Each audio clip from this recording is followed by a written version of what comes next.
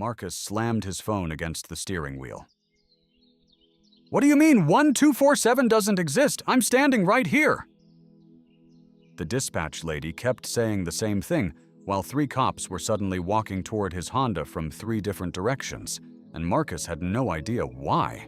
5 blocks down from where the cops were circling, Marcus found 1247. Well, sort of. The address was painted on a brick wall, but the building looked like it had been gutted by fire months ago. No windows, no door, just a black hole where the entrance should be. "This can't be right," he muttered, checking his phone again. The GPS dot pulsed exactly where he was standing. Then he heard it. Voices coming from inside the burned-out shell. Not one voice. Multiple people talking over each other, and someone was crying. Marcus stepped closer to the empty doorframe, squinting into the darkness. Portland's downtown had become a maze of vacant and decrepit buildings, but this wasn't just vacant. This was occupied by people who clearly weren't supposed to be there. His delivery app was still pinging. Customer waiting. 5-star rating on the line. But those voices inside sounded desperate, scared. Marcus stood there holding a bag of Thai food, realizing his simple wrong address problem had just become something much bigger. Marcus pulled out his phone's flashlight and aimed it into the darkness. The beam caught movement in the back corner. 3 people, maybe 4, pressed against the far wall. One was definitely a kid. "We're not supposed to be here," a woman's voice said. "Please don't call anyone." They looked scared, desperate, the kind of scared that comes from having nowhere else to go. Marcus stood there with Thai food getting cold in his hands, realizing these weren't squatters or drug users. They were trapped. His delivery app buzzed again. "Customer still waiting. Call the cops? Walk in? Leave?" Every option felt wrong. Walking away now felt impossible. So if you were Marcus holding that Thai food and heard those scared voices in that burned building, would you walk away or go inside? Comment your answer below. Now let's see what he actually decided to do. Marcus's thumb hovered over 911. He knew the stats. Nearly 18,000 people experiencing homelessness in Portland, burned out buildings everywhere downtown. But calling cops on a family hiding in a fire-damaged shell felt like betrayal. These weren't criminals. They were just cold. "Sir?" The woman's voice cracked. "We'll leave. We just need somewhere warm for tonight." That's when Marcus heard the sirens. Not coming toward them. Already here. Red and blue lights bounced off the brick walls as 3 police cars pulled up outside. Someone else had called it in. The family inside went silent. Marcus stepped back from the doorway, still holding the Thai food.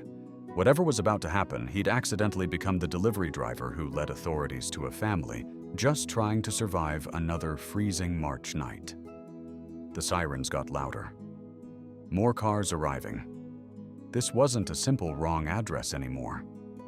2 minutes later, Marcus was explaining to a detective why he'd been standing outside a burned building with Thai food when 3 squad cars surrounded him. The family inside had gone quiet the moment they heard the sirens, but Marcus could still see their shadows pressed against the back wall. He kept trying to explain why he hadn't just left when he realized the building was vacant.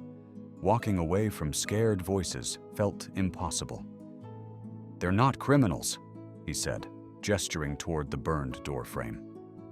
"They're just cold." The detective looked at him for a long moment, then at the building, then back at Marcus holding lukewarm pad Thai. She'd been working these calls all winter.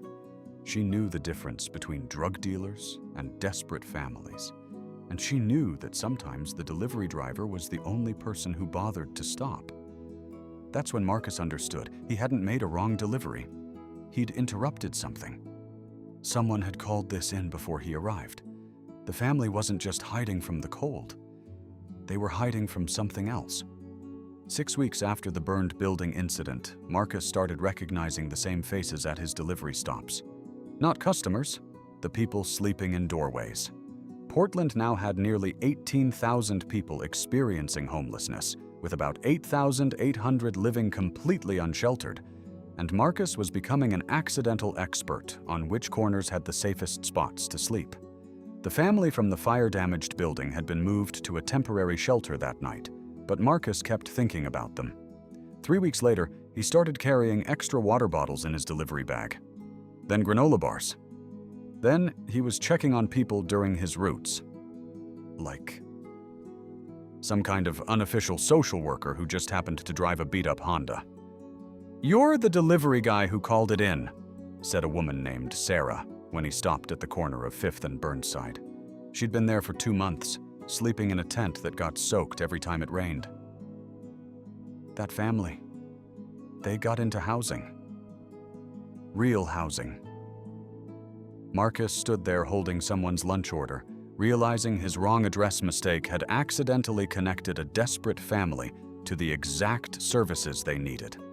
The detective that night hadn't just processed another homeless call. She'd recognized them from previous welfare checks and knew they'd been trying to navigate the shelter system for weeks. His delivery app buzzed, "Customer waiting." But Sarah was telling him about 3 other people who'd gotten help because word had spread about the delivery driver who actually gave a damn. Marcus looked at his phone, then back at Sarah's tent, understanding that his Tuesday afternoon detour had somehow turned into something bigger than just finding the right address.